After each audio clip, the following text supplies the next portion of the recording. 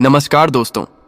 देश भर के सभी पेंशन लेने सभी लोगों के लिए बड़ी खबर निकल कर आ रही है। जी हां दोस्तों, अगर से आप भी एक पेंशनर हैं और पेंशन राशि का लाभ आपको भी हर महीने मिलता आ रहा है, चाहे जो भी कैटेगरी हो, चाहे वृद्धावस्था पेंशन हो, चाहे विधवा पेंशन हो, चाहे विकलांग पेंशन हो, सभी पेंशन लेने वालों के लिए आज की यह वीडियो बहुत ही जरूरी है। दोस्तों, आज की इस वीडियो को ध्यान से देख लीजिएगा, क्योंकि सितंबर 2025 से 6 ऐसे नए नियम लागू होने जा रहे हैं जो आप सभी पेंशनर्स के लिए जानना बेहद जरूरी है। और दोस्तों, आज हम आपको उन लोगों के बारे में भी इस वीडियो में बताएंगे जिनकी पेंशन केवल एक गलती के कारण बंद हो सकती है। तो वह कौन सी गलती है, वह भी आपको इस वीडियो में जानने को मिलेगा। तो चलिए दोस्तों, बिना किसी देरी के इस वीडियो को शुरू करते हैं। उससे पहले दोस्तों, अगर से आप लोगों ने हमारे इस सच्चे चैनल को सब्सक्राइब नहीं किया है तो हमारे इस सच्चे चैनल को सब्सक्राइब जरूर कर लें, क्योंकि यहाँ पर आपको सदैव सच्ची जानकारी और सच्ची खबर मिलती रहेगी। और दोस्तों, हमारे जैसे सच्चे चैनल की मेहनत के लिए वीडियो को एक लाइक अवश्य कर दें। तो दोस्तों, यहाँ पर आप लोग को लेकर के आ चुके हैं सीधे अपने मोबाइल फोन की स्क्रीन पर, और पहला बिंदु हमारा यही रहेगा कि सरकार की नई अपील, अपात्र लोग पेंशन छोड़ें। जी हाँ दोस्तों, हमने आपको पहले ही बताया था कि सरकार इस पर एक जो सर्वे है वह कर सकती है। तो दोस्तों, उसी को लेकर के हम आपको बता दें, सरकार ने सभी पेंशनर से अपील करी है कि जो भी पेंशन अपात्र हैं, यानी ऐसे पेंशन धारक जो अपात्र होकर भी पेंशन राशि का लाभ ले रहे हैं, वे लोग पेंशन छोड़ दें। जी हाँ, यह बड़ी खबर देश भर के सभी पेंशन लेने वालों के लिए आ रही है। दोस्तों, राज्य सरकारों और केंद्र सरकार ने यह स्पष्ट रूप से कहा है कि जिन नागरिकों की वार्षिक आय 48,000 रुपए से अधिक है, यानी कि दोस्तों, आप किसी भी कैटेगरी के पेंशनर हैं और अगर आपकी जो वार्षिक आय है वह 48,000 रुपए से ज्यादा है, तो उन्हें अब सामाजिक सुरक्षा पेंशन से स्वेच्छा से बाहर होना चाहिए। यदि ऐसे अपात्र लोग योजना का लाभ ले रहे हैं तो उनके विरुद्ध ब्याज सहित वसूली की जा सकती है। जी हां दोस्तों, ये बहुत बड़ा अपडेट है। अगर से आप अपात्र होते हुए भी पेंशन लेते हो, तो इस स्थिति में अगर आप पकड़ जाते हो तो आपको पूरी राशि ब्याज सहित जो है वह वापस करनी पड़ सकती है। इसी के साथ साथ मुख्य बिंदु भी आपको बता दें, इस योजना से संबंधित तो 48,000 रुपए से अधिक वार्षिक पैमाने वालों को पेंशन अब नहीं मिलेगी। जी हां दोस्तों, अपात्र लाभार्थियों से पहले में दी गई राशि ब्याज सहित जो है वह वसूली जाएगी। इसी के साथ दोस्तों, आगे बात करते हैं। सभी पेंशन वालों के लिए दूसरी मुख्य बात वह है फेस ई-केवाईसी अब अनिवार्य कर किया जा रहा है, यानी राज्य और केंद्र सरकार अब सभी विधवा, वृद्धावस्था और विकलांग पेंशन धारकों के लिए फेस ई-केवाईसी अनिवार्य करने जा रही है दोस्तों, जिससे यह पता चल पाए कि जो जिस व्यक्ति को पेंशन दी जा रही है वह व्यक्ति सच में वही है या नहीं, जीवित है या नहीं, या फिर कोई गलत तरीके से उसकी पेंशन ले रहा है। तो अब बात करते हैं फेस ई-केवाईसी के लिए अब आपको कौन कौन से दस्तावेजों की आवश्यकता पड़ेगी। तो देखिए, इसके लिए आधार कार्ड आपके पास होना चाहिए। मोबाइल नंबर आपका वही लगेगा जो आधार से लिंक होगा। इसके साथ ही दोस्तों, शारीरिक रूप से आपको उपस्थित होना पड़ेगा।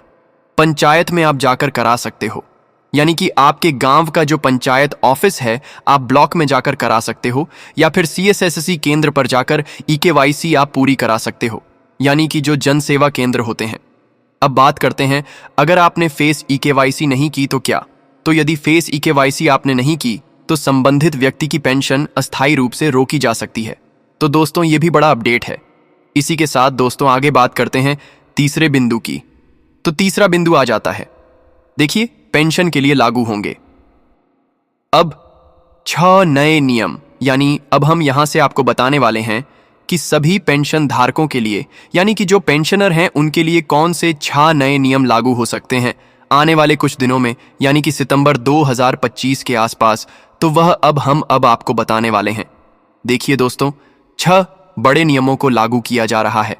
सबसे पहला नियम की बात करें तो वह यहां पर निकल कर आ रहा है, डिजिटल आधार सत्यापन अब अनिवार्य हो रहा है। जी हां दोस्तों, यानी सभी लाभार्थियों का आधार कार्ड मोबाइल नंबर से लिंक होना अब अनिवार्य हो गया है।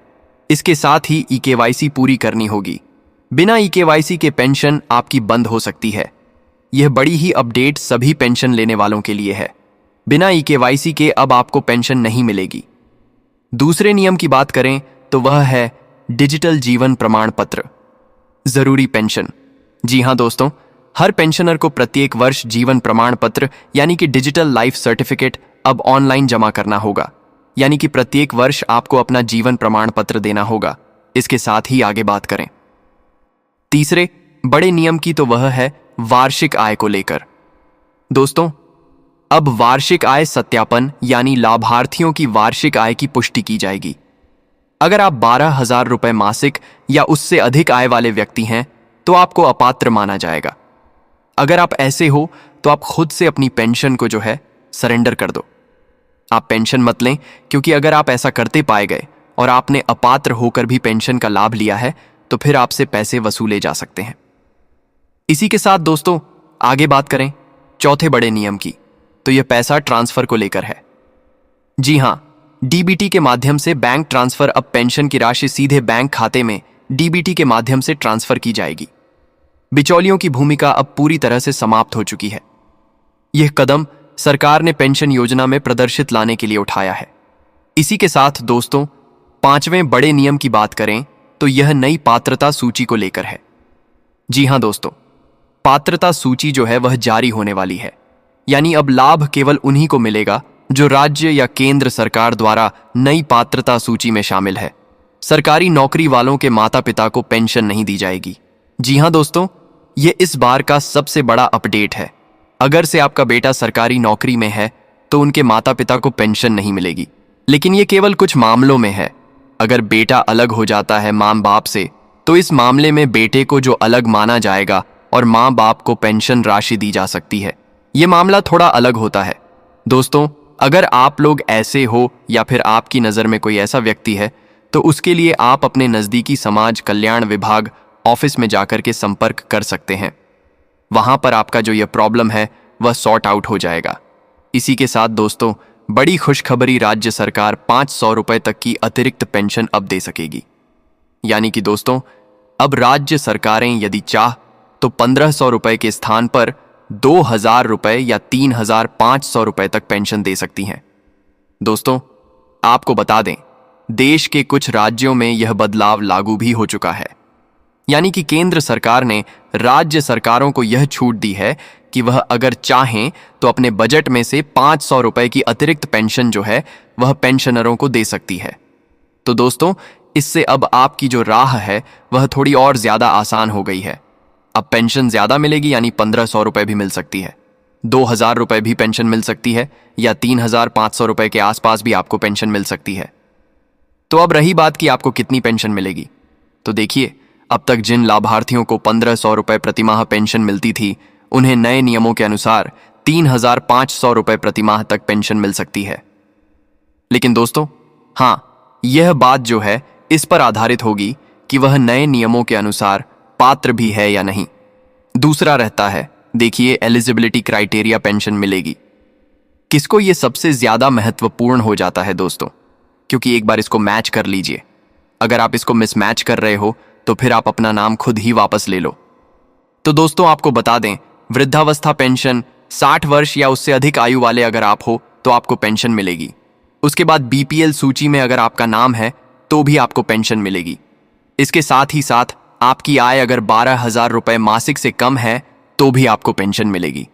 अब दोस्तों आगे बात करते हैं विधवा पेंशन की। तो पति की मृत्यु हो चुकी हो, महिला का पुनर्विवाह ना हुआ हो, हालांकि कुछ केस में अगर आपका पुनर्विवाह हो गया तो भी पेंशन मिल सकती है।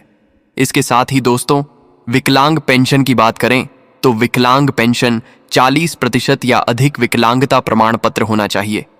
आपके पास आय आपकी 12,000 रुपए से कम होनी चाहिए।